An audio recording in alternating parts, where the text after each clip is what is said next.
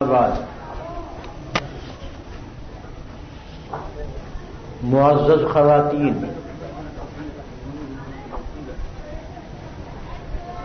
آپ کو یہ معلوم ہے میں تمہید بہت کم دن ذکر کرتا ہوں کہ انسانی آبادی مرد اور عورت کے ذریعے دنیا میں پھیلی. اسی طریقے سے یہ امت مسلمہ اس کی آبادی بھی دنیا میں مرد اور عورت یعنی مومن اور مومنہ کے ذریعے پھیلی اور پھیلتی رہے گی. گویا اس دنیا کی آبادی میں آدھے سے زیادہ حصہ عورتوں کا اور خواتین کا ہے. خواتین پر اسلام نے بہت سی ذمہ داریاں عائد کی ہیں. ان ذمہ داریوں کو پورا کرنے والی خواتین کو اللہ تعالی نے اور حضور اکرم صلی اللہ علیہ وسلم نے بہت عظیم اجر و ثواب کی خبر اور خوشخبری دی ہے اور بعض مقامات پر جنت کا وعدہ بھی فرمایا ہے. قرآن کریم نے جیسا کہ قرآن کریم پڑھنے والی خواتین کو معلوم ہوگا دو قسم کی عورتوں کا ذکر فرمایا ہے. ایک وہ عورتیں اور خواتین جو اللہ کی نیک بندیاں تھیں، صالح تھیں، عبادت گزار تھیں، اور دوسرے وہ خواتین کہ جو اللہ کی نافرمان تھیں اور اپنی زندگی کو اپنی مرضی کے مطابق گزارنے کی فکر رکھتی تھیں. قرآن کریم نے دونوں کو ذکر فرمایا. چنانچہ پہلی قسم میں کہ جن میں اچھی خواتین اور بہترین خواتین کا ذکر ہے، حضرت مریم علیہ الصلاۃ والسلام کا ذکر آیا، امرأۃ عمران کا ذکر آیا، اور فرعون کی زوجہ حضرت آسیہ کا ذکر آیا. سورہ آل عمران میں اور اسی طریقے سے دوسری سورتوں میں امرأۃ عمران کا ذکر ہے کہ یہ قالت امرأۃ عمران رب انی نذرت لک ما فی بطنی محررا فتقبل منی. اس آیت سے جو چیزیں نکلتی ہیں اور جو باتیں معلوم ہوتی ہیں وہ ہیں تو بہت. سب سے پہلی بات تو یہی اس سے معلوم ہوتی ہے کہ عمران کی زوجہ نے جو والد تھے حضرت مریم علیہ الصلاۃ والسلام کے اور شوہر تھے ان کی والدہ کے جن کو امرأۃ عمران یہاں فرمایا گیا، وہ اس قدر اللہ کی نیک عبادت گزار اور صالح بندی تھیں کہ انہوں نے یہ نذر مانی، یہ منت مانی کہ میرے جو بچہ پیدا ہوگا میں اس کو اللہ کی عبادت کے لیے وقف کر دوں گی، مسجد کی خدمت کے لیے اسے وقف کر دوں گی تاکہ وہ اللہ تعالی کی عبادت خوب کرتی رہے. اسی کا ذکر اس آیت میں آیا. اس سے ایک تو یہ بات معلوم ہوئی کہ حضرت مریم علیہ الصلاۃ والسلام کی والدہ محترمہ اس قدر عبادت گزار اور اس قدر صالح تھیں کہ انہوں نے پیدا ہونے والے بچے کو بھی اس کام کے لیے وقف کیا. اور یہ بھی اس سے معلوم ہوا کہ ہر مسلمان خاتون کو یہی جذبہ رکھنا چاہیے اور یہی اس کا ارادہ ہونا چاہیے کہ اللہ تعالیٰ جو اولاد بھی عطا فرمائے اور اولاد جیسی نعمت ہمیں ملے، ہم اس کو اللہ کے لیے، اللہ کے احکام پر عمل کرنے کے لیے، قرآن کریم کے لیے، دینی تعلیم کے لیے اور تبلیغ کے لیے وقف کر دیں۔ اس لیے کہ آپ کو تو معلوم بھی ہوگا، ورنہ کتابوں کے اندر یہ لکھا ہوا ہے کہ پیدا ہونے والے بچوں کے لیے ارادے اور ان کی زندگی کا لائحہ عمل ماں باپ پہلے ہی سوچ رکھتے ہیں،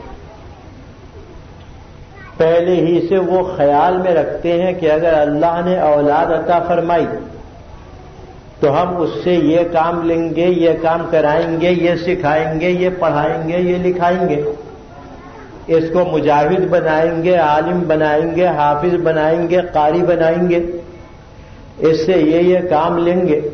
یا دوسری طرف جو آزاد خواتین ہیں، اللہ تعالیٰ ان کو بھی ہدایت عطا فرمائے اور صراط مستقیم پر ان کو آنے کی توفیق عطا فرمائے، وہ پہلے ہی سے منصوبہ گانٹھ لیتی ہیں کہ اگر اللہ نے لڑکی دی تو اس کو ناچنے والی بناؤں گی، اور اگر اللہ نے لڑکا دیا تو اس کو گانے والا بناؤں گی، یا یہ بناؤں گی وہ اس قسم کے منصوبے اسی وقت سے شروع ہو جاتے ہیں ماں باپ کے کہ جب بچہ ابھی تک دنیا میں نہیں آیا لیکن امید پیدا ہو گئی۔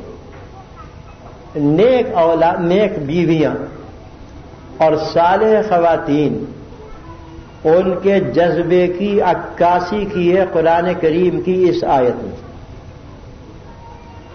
کہ ان کے جذبات یہ ہوتے ہیں کہ اگر اللہ نے اولاد عطا فرمائی تو ہم اسے اللہ کے لیے وقف کر دیں گے،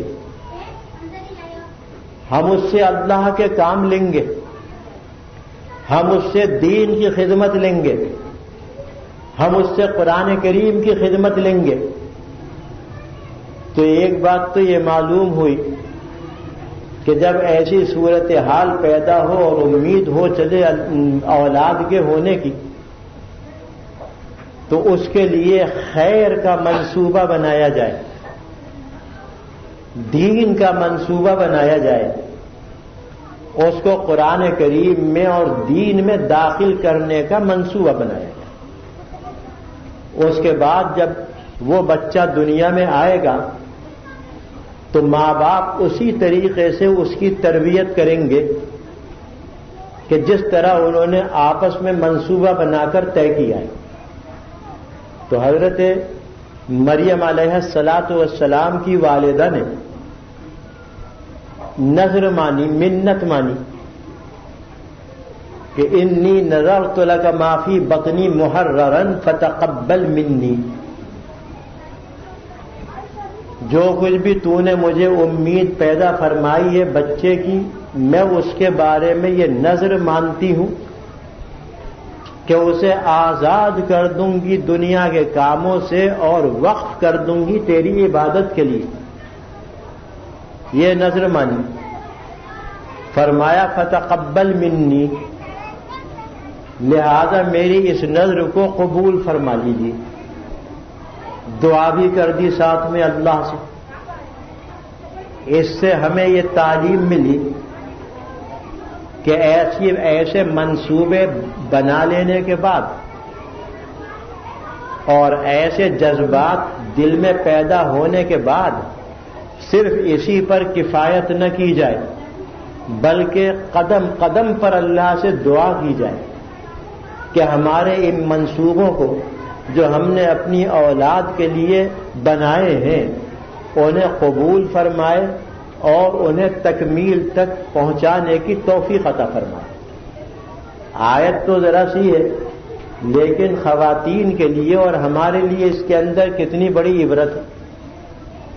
انک انت السمیع العلیم، فلما وضعتها قالت رب انی وضعتها انثی، وہ تو یہ سمجھی تھی حضرت مریم علیہ السلام کی والدہ کہ شاید میرے مذکر بچہ پیدا ہوگا، لڑکا پیدا ہوگا تو اس کو میں وقف کر دوں گی، لیکن اللہ تعالیٰ نے عطا فرمائی تو لڑکی عطا فرمائی جن کا نام مریم رکھا گیا۔ اب لڑکی عام طور پر ضعیف ہوتی ہے، کمزور ہوتی مرد کے مقابلے میں اور لڑکے کے مقابلے میں۔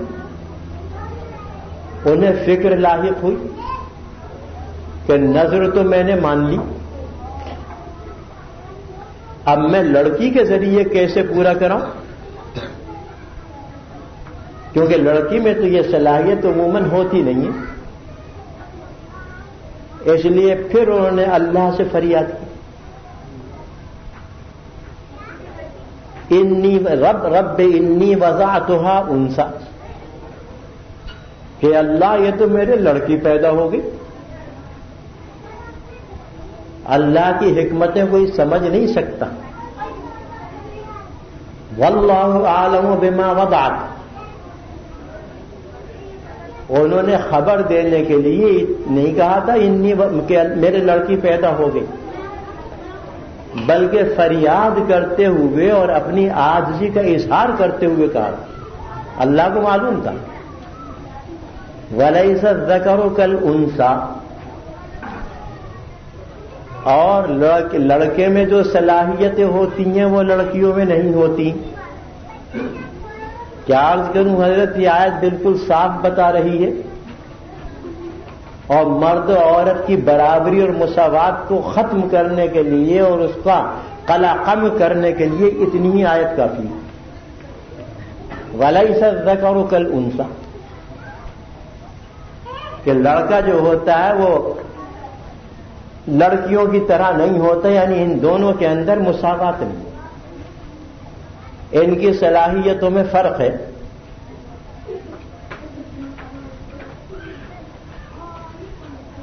اس کے بعد بہرحال انہوں نے اپنی نظر پوری کی اور عبادت کے لیے حضرت مریم کو انہوں نے وقف کر دیا۔ اللہ رب العزت نے حضرت مریم کی والدہ کی نظر کو قبول فرمایا تھا، جو انہوں نے مانی تھی، اور لڑکی عطا فرمائی۔ فقہی مسئلہ تو میں بیان کر نہیں رہا اس وقت، مفتی صاحب بیٹھے ہیں، ان سے پوچھ لینا۔ نظر منعقد ہو گئی، مگر اللہ تعالیٰ تو لڑکی کے ذریعے ایک خاص برکت پہنچانے والا تھا عالم کو۔ اس حکمت کے پیش نظر اس نے لڑکی عطا فرمائی، اور وہ حضرت مریم علیہ السلام کی صورت میں تھی، کہ ان سے حضرت عیسیٰ علیہ السلام کی پیدائش ہوئی محض اللہ کے حکم سے، بغیر باپ کے پیدائش ہوئی، جو بہت اونچے درجے کے رسولوں میں اور انبیاء میں شمار ہوئی، اور بعض خصوصیتیں اللہ نے ان کو عطا فرمائی۔ حضرت عیسیٰ علیہ السلام کی پیدائش کس سے ہوئی؟ حضرت مریم سے۔ حضرت مریم علیہ السلام کے قصے قرآن کریم میں سورہ آل عمران میں اور سورہ تحریم کے اندر آئے ہیں، کہ وہ کس طریقے سے اللہ کی عبادت کرتی تھیں،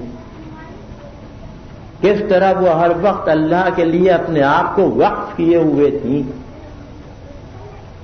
اور کس طرح ان کے پاس فرشتے بشارتیں لے کر آیا کرتے تھے، کس طرح اللہ تعالیٰ فرشتوں کے ذریعے ان کی تطہیر اور ان کی پاکی اور صفائی کی گواہی دلوایا کرتے تھے، اور کس طرح اللہ تعالیٰ نے فرشتوں کے ذریعے ان کو دوسری عورتوں پر فوقیت کی خوشخبری دی تھی۔ یہ سب آیات سورہ آل عمران کے اندر موجود ہیں۔ میرا تو مقصود یہ ہے کہ یہ وہ جلیل القدر خاتون ہے کہ جس کا ذکر زندہ جاوید رکھنے کے لیے اللہ رب العزت نے بیان کیا ہے قرآن کریم۔ ایک جگہ نہیں کئی جگہ بیان فرمایا ہے۔ یہ کس کو حاصل ہوئی دولت؟ ایک خاتون کو، جس نے اپنے آپ کو اللہ کے لیے وقف کر دیا تھا۔ دوسرا ذکر آیا ہے حضرت آسیہ کا، جو فرعون کی زوجہ تھی۔ قرآن کریم نے ان کا نام لیے بغیر ان کو ذکر کیا ہے۔ سورہ تحریم میں ان کا ذکر موجود ہے، حضرت مریم کا بھی ہے، آسیہ کا بھی۔ اب بخاری شریف کی حدیث میں ان کا نام آسیہ بیان کیا گیا ہے۔ یہ فرعون کی زوجہ تھی، عمر گزاری فرعون کے ساتھ۔ فرعون کو ہر شخص جانتا ہے، مسلمان ہی نہیں کافر بھی جانتے ہیں، کس قدر سرکش، کتنا بڑا باغی، کتنا بڑا ظالم اور کتنا بڑا بادشاہ حکمراں تھا۔ اس کے زمانے حکومت میں اس کا